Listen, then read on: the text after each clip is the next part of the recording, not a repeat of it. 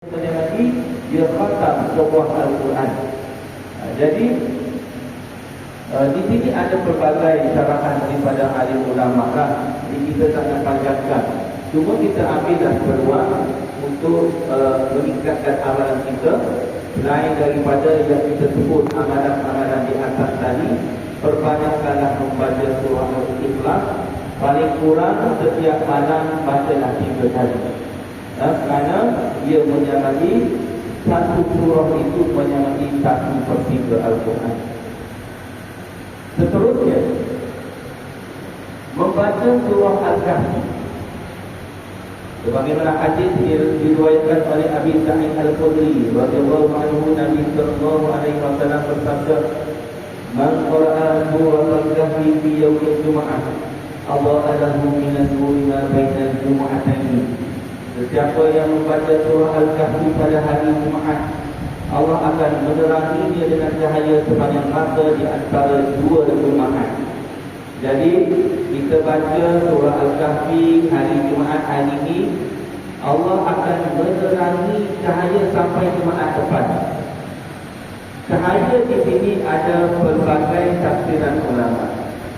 Ada kata cahaya itu merujuk kepada kafar, iaitu sebagai kafar dosa kita, penghapus kepada dosa kita. Ada pandangan lain merujuk cahaya itu ialah inayah, iaitu Allah menjaga kita daripada melakukan maksiat sehingga kita dihukum atau diazab oleh Allah dengan maksiat tersebut di hari akhirat. Maksudnya Allah tidak contohkan hati kita untuk kita rasa selera untuk bermaksiat kepada Allah. Jadi besar pahala baca surah Al-Kahfi setiap hari Jumaat, dan ia juga diriwayatkan oleh banyak hadis, banyak riwayat yang meriwayatkan tentang kelebihan membaca surah Al-Kahfi pada malam Jumaat atau siangnya. Jadi lepas pada Jumaat pun boleh nanti nak baca surah Al-Kahfi ini sehingga masuknya waktu maghrib pada hari Jumaat. Seterusnya, amalan apa lagi yang kita boleh kongsi pada hari ini, iaitu doa. Perbanyakkanlah doa untuk seluruh umat Islam. Kalau nak berdoa, jangan kita khususkan untuk diri kita sahaja. Kadang-kadang orang ini dia pergi ziarah kubur orang tua dia. Dia doa untuk ibu bapa dia saja. Ampunlah dosa ibu bapaku. Orang lain ataupun dia baca yakin, dia sedekah untuk ibu bapa dia saja. Bila ditanya kenapa tak sedekah doakan untuk ahli kubur yang lain, muslimin muslimat, dia takut kurang pahala ibu bapa dia.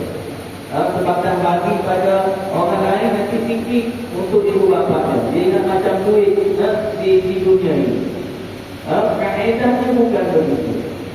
Kaedah yang disebut oleh ahli ulama, makin kita bersedekah kepada orang, makin banyak pahala untuk ibu bapa kita.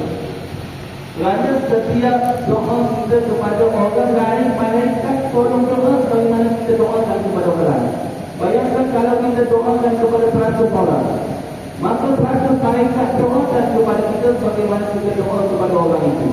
Jadi jangan risau, doa kita pahala kepada ibu bapa kita tidak akan berkurangan sedikit pun. Kerana Allah itu sifatnya maha kaya, tidak mengurangi sedikit pun dari kerajaan dia.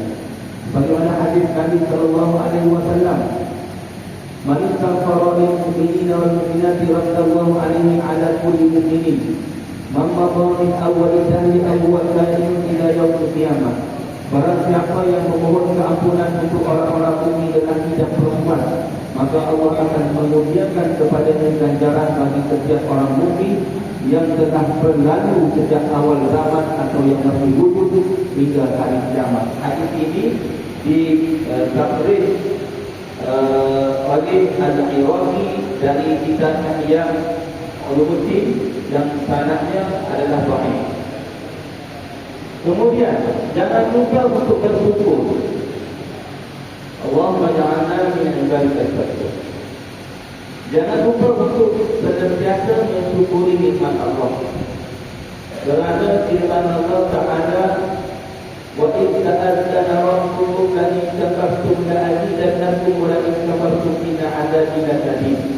Dan ingatlah ketika Tuhan kamu memberitahu demi sesungguhnya, jika kamu bersyukur dan saya aku akan tambahi nikmatku kepadamu. Dan lebih tentunya jika kamu kufur, ingkar, sesungguhnya azabku amatlah keras. Jadi bersyukur terhadap nikmat Allah ini ada tiga cara. Yang pertama dengan lisan. Lisan kita menyebut Alhamdulillah, memperbanyakkan menyebut Alhamdulillah. Yang kedua dengan hati. Bersyukur dengan hati, iaitu meyakini bahawa nikmat itu Allah yang mengkurniakannya. Jangan kita nampak duit banyak hasil usaha aku. Dapat naik pangkat adalah hasil daripada kerja keras aku. Dapat nikmat itu, dapat nikmat sihat kerana aku jogging tiap-tiap hari. Kesemuanya itu adalah pemberian Allah Subhanahu wa Ta'ala. Jadi jangan lupa untuk bersyukur, dan Allah janji sesiapa yang bersyukur akan tambah. Dan ketika cara bersyukur yang ketiga, iaitu dengan anggota badan kita. Anggota badan kita iaitu kita menggunakan nikmat tersebut ke arah perkara yang disuruh oleh Allah. Kalau kita guna ke arah maksiat, bermakna dari kafartum inna 'adzabi lasyadid. Itu bermaksud orang itu telah berlaku kufur terhadap nikmat Allah yang disebut sebagai kufur nikmat yang Allah janjikan dengan azab yang pedih. Yang seterusnya, iaitu solat sunat sebelum subuh. Amalkan kita datang semakin awal waktu subuh untuk kita solat sunat qabliyah. Kerana hadis yang diriwayatkan oleh Aisyah radhiyallahu anha, rakaatan di fajri khairun minad dunya wa ma fiha. 2 rakaat fajar adalah lebih baik dari dunia dan seisinya. Jadi tuan-tuan muslimin kita semua sekalian, di sini sebenarnya banyak lagi amalan-amalan yang boleh dikongsi. Oleh kerana masa tidak mencukupi untuk kita kongsi kesemuanya pada hari ini. Walau bagaimanapun amalan-amalan yang dikongsi tadi saya rasa telah memadai untuk kita merebut ganjaran dan peluang yang diberi oleh Allah Ta'ala pada bulan yang berikut. Jadi pada itulah perkongsian dari saya untuk berkongsi. Wassalamualaikum warahmatullahi wabarakatuh.